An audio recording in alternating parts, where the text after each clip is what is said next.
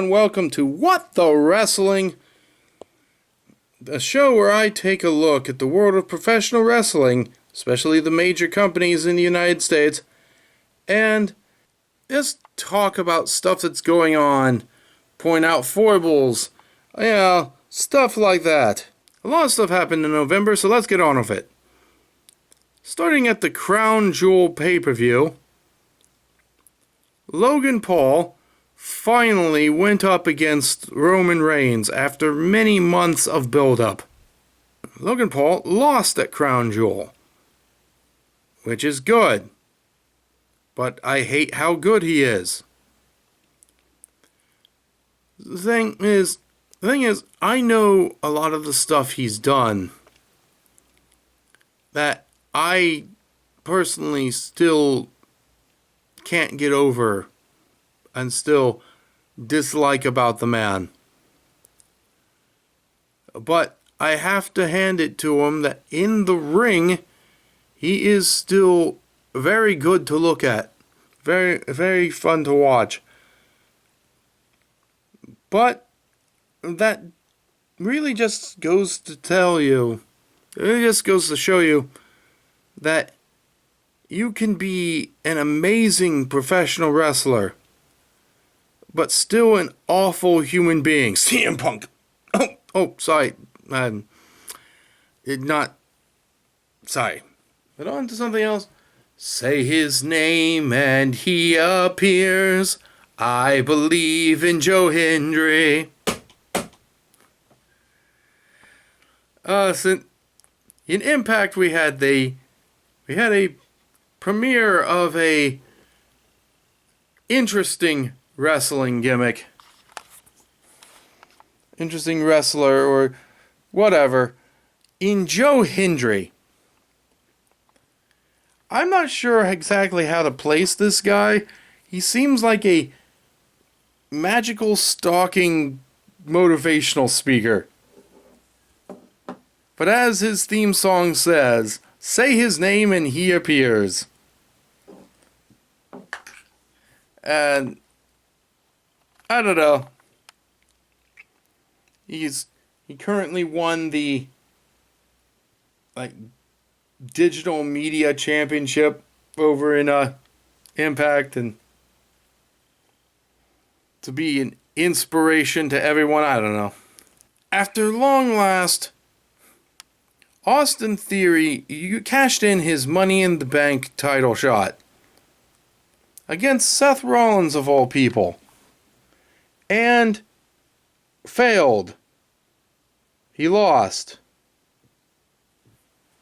Quite unceremoniously.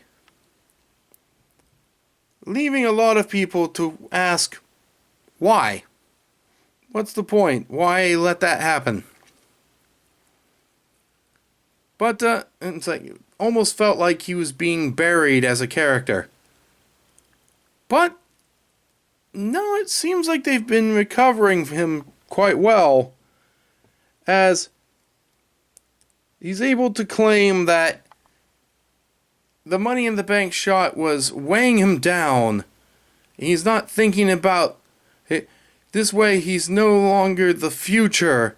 He's no longer tomorrow's champion. He's no longer the future Hall of Famer. He's no longer this or that. Austin Theory is the now. And he's not going to use something like the Money in the Bank as a crutch anymore. And you know what? I think they might have come up with something that works. We'll see. In NXT, there's been a build-up for this person who had been stalking the Performance Center with cryptic poetry and signing it Sincerely Scripps with a Y. Well, Scripps finally made his debut, and he looked stupid. It was a very poor debut, and he's really not been seen since. So, At the end of November, WWE was all about Survivor Series, War Games. Yes, for the first time in many, many years, the Survivor Series match would in fact be a War Games match for both the men and the women, which honestly is a slightly interesting prospect.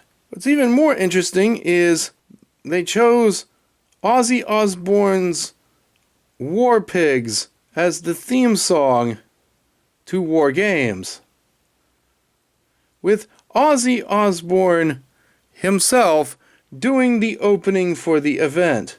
It was surreal. Not necessarily bad, just weird. But at War Games, not in one of the War Games matches, but at the event, Ronda Rousey and Shotzi Blackheart had a championship match that honestly turned out kind of lame.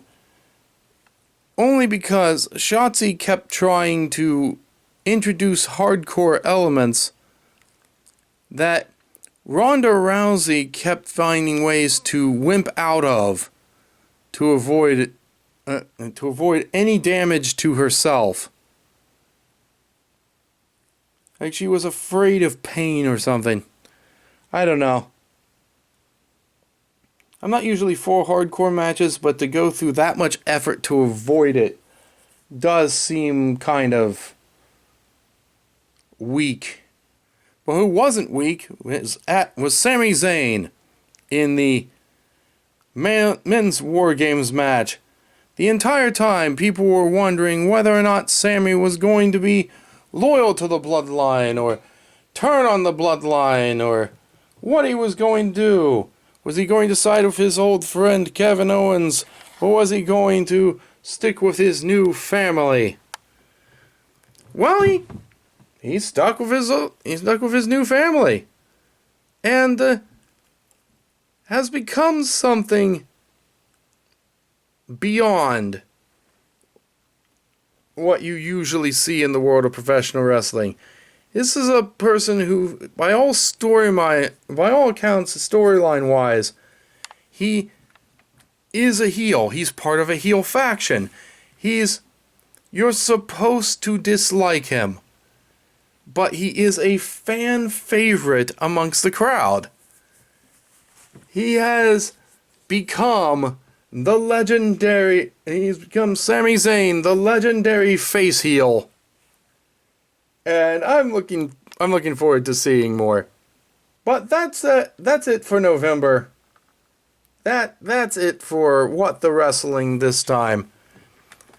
I already know that I'm going to have much to tell you in January about what happens in December. I already know there's plenty of stuff that's going on. And yeah, it's going to be a good one. But until then, I'll see you in the ring.